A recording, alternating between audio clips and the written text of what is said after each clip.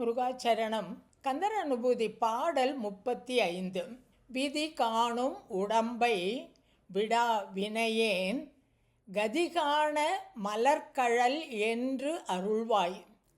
மதி வாழ்நுதல் வள்ளியை அல்லது பின் துதியா விரதா சுரபூபதியே.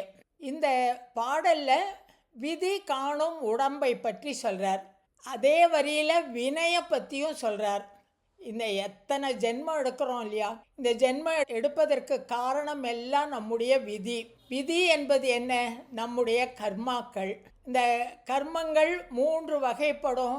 சஞ்சிதம், பிராரப்தம், ஆகாமியம் அப்படின்னு 3 வகைப்படும். இது ஒரு பேங்க் அக்கௌண்ட் மாதிரி. சஞ்சித கர்மா இருக்கே, கரண்ட் அக்கௌண்ட்டுன்னு சொல்லலாம். ஒவ்வொரு பிறவியிலையும் பண்ணுறது அதில் சேர்ந்துட்டே வரும். அப்பப்போ என்னென்ன பாவ புண்ணியம் எல்லா ஜென்மாலையும் பண்ணுறது அதில் சேர்ந்துட்டே வரும். இந்த பிராரப்த கர்மாங்கிறது இந்த மனுஷ ஜென்மா எடுத்ததுக்கப்புறமா அந்த ஜென்மாவில் இந்த சஞ்சித கர்மாலேருந்து குறையிறது. அது டெபிட் ஆகிறது. அங்கே அக்கௌண்ட்லேருந்து பணம் குறையிற மாதிரி, டெபிட் பண்ணுற மாதிரி இந்த கர்மாக்கள் குறையும். அது பிராரப்த கர்மா. அதே சமயத்தில் இந்த மனுஷ ஜென்மாவில் ஆகாமியம் சேரும். அது வரப்போகிற அந்த பின்னாடி சஞ்சித மூட்டை இருக்குது இல்லையா, அதில் ஆட் ஆகிறது.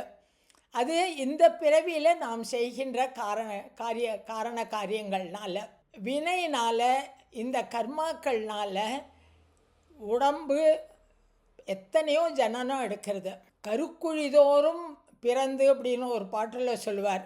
எத்தனை யோனி உற்பவித்து விழா அப்படிம்பார். எத்தனை தரம் பிறக்கிறது, எத்தனை தரம் மரிக்கிறது அப்படின்னு.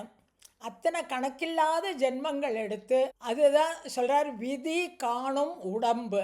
அந்த உடம்பை விடா வினையேன் அப்படிங்கிறார். இந்த பிறப்பில் ஒரு உடம்பு கிடச்சிருக்கு.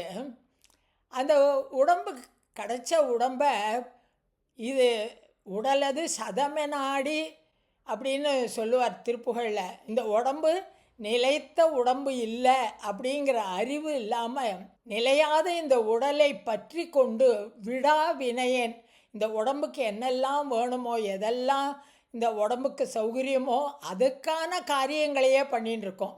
ஒன்றும் இல்லை, ஒரு கொஞ்சம் தூரம் நடந்து கோயிலுக்கு போகணும் அப்படின்னு சொன்னால் கூட, ஐயோ வெயிலாக இருக்குது, உடம்பு முடியுதோ முடியலையோ, டாக்ஸியில் போய்டுவோன்னு சொல்கிறோம்.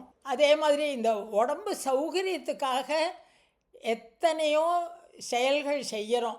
ஒவ்வொரு விஷயத்துலேயும் பார்க்குறோம். ஒரு சாப்பிட்றதுலேருந்து, ஒரு நிற்கிறதுலேருந்து, நடக்கிறதுலேருந்து, தூங்கிறதுலேருந்து எல்லாத்துலேயும் இந்த உடம்போட சௌகரியத்தை பார்க்குறோம். அதைத்தான் உடம்பை விடா அப்படிங்கிறார். அதனாலே வினை சேர்றது. முற்பிறப்பில் செய்த கர்மாக்களின் காரணமாகவே வினை சேர்றது. இப்பிறப்பில் இந்த உடம்பை பற்றியே இருக்கிறதுனால வினை சேர்றது. இத்தனை வினைகளையும் சேர்த்து கொண்டிருக்கிற எனக்கு கதி காண, இதிலிருந்து விடுபட, உயர்ந்த நிலையை பெற மலர்கழல் என்று அருள்வாய். உன்னுடைய பாத கமலங்களை எப்பொழுது எனக்கு கொடுப்பாய். புல்லறிவு பேசி அல்லல் படுவேனை நல்ல இருத்தாளில் புணர்வாயே அப்படின்னு சொல்லுவார். போகமதிலே உழன்று பாழ் நரகு எய்தாமல் உன் பூ அடிகள் சேர அன்பு தருவாயே அப்படின்னு கேட்பார். உன்னுடைய அன்பு வேண்டும். உன்னுடைய மலர் பதங்களை நினைப்பதற்கு இரு பதமும் அருமுகமும் யானோத ஞானமதை அருள்வாயேன்னு வேற கேட்பார். அந்த பாதங்கள் கிடைச்சதுன்னா எனக்கு கதி கிடைக்கும். அந்த பாதங்களை பற்றி கொள்ளும் அறிவு எனக்கு ஏற்பட்டதுன்னா எனக்கு இந்த விடாத வினையானது அதிலிருந்து மீள்வதற்கு, அதிலிருந்து கரையேறுவதற்கு எனக்கு வழி கிடைக்கும். அதுக்கு பின்பகுதியில் முருகனை கூப்பிடுற போதும் மதி வாழ்நுதல் வள்ளியை அல்லது பின் துதியா விரதா சுரபூபதியே அப்படிங்கிறார். நிறைய பாடல்களில் வள்ளியை முருகன் போற்றி துதிப்பதாகவே நிறைய செய்யுள்ள வருது. பாகு கனிமொழி மாது குரமகள் பாதம் அருடைய மணவாளா அப்படின்னு சொல்லுவார்.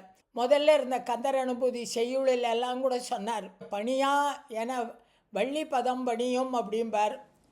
இந்த பாடலில் சொல்கிறார், மதி வாழ்நுதல் வள்ளியை அல்லது பின் துதியா விரதா அப்படிங்கிறார். வள்ளியை தவிர அவர் வேற ஒத்தரையும் புகழ்ந்து பெருமை பேசி இருக்க மாட்டாராம். மதி வாழ்நுதல், மதி அப்படின்னா சந்திரன், வாழ்னாக்க கத்தி. சந்திரன் பிறை சந்திரன் போல இருக்கு. அந்த பிறை சந்திரன் போல இருக்கிற நுதல்னா நெற்றி. வள்ளி பிராட்டியினுடைய நெற்றி பிறை சந்திரனை போல அழகாக இருக்கிறது, பிரகாசமானது. மதிங்க சொல்கிற போது ரொம்ப பிரகாசமான நெற்றி. அந்த நெற்றியை உடைய வள்ளியை அல்லது பின் துதியா, அந்த வள்ளியை தவிர வேற ஒருத்தரையும் துதிக்க மாட்டார், வேற ஒருத்தரையும் புகழ்ந்து பேச மாட்டார். முருகன் வள்ளியை தானே சென்று தேடி அடைந்து அவளை ஆட்கொள்கிறான் அப்படின்னு சொல்கிறார். இந்த வள்ளி சன்மார்க்கத்தை பற்றி நிறைய பாடல்களில் சொல்கிறார். வள்ளியை தானே தேடி சென்று அடைவது என்பது அடியார்களை, ஜீவாத்மாவை பரமாத்மா தானே தேடி சென்று அடைவது என்பது தான் பொருள். வள்ளியை பற்றி சொல்கிற போதும் வள்ளியை தேடி போய் இருந்தார், அவள் குரக்குலத்தில் பிறந்தவள் அப்படிலாம் சொல்கிற போது எந்த நிலையில் இருந்தாலும் மனதில் தீவிரமான பக்தியோடு இருக்கிற அடியார்களை, அவர்களை ஆட்கொள்வதற்கு முருகன் தானே வருவான். அதைத்தான் இந்த பாட்டில் சொல்கிறார். கதிகான எனக்கு மலர்கழல் என்று அருள்வாய், நீயோ முருகா மாசில் அடியார்கள் வாழ்கின்ற ஊர் தேடி சென்று விளையாடுபவன். அடியார்கள் எங்கே இருக்காளோ அவளை போய் தேடி தேடி போய் அவர்களுக்கு அருள் புரிபவன். அப்படித்தானே வள்ளியையும், உன்னையே நினைத்து கொண்டிருந்த வள்ளியையும் அப்படித்தானே நீ ஆட்கொண்டாய். ஆகவே நீ எனக்கு உன்னுடைய பாத மலர்கழல்களை தர வேண்டும். சுரபூபதியே, தேவர்களின் தலைவனே அப்படின்னு இந்த பாடலில் குறிப்பிடுகிறார். முருகாச்சரணம்.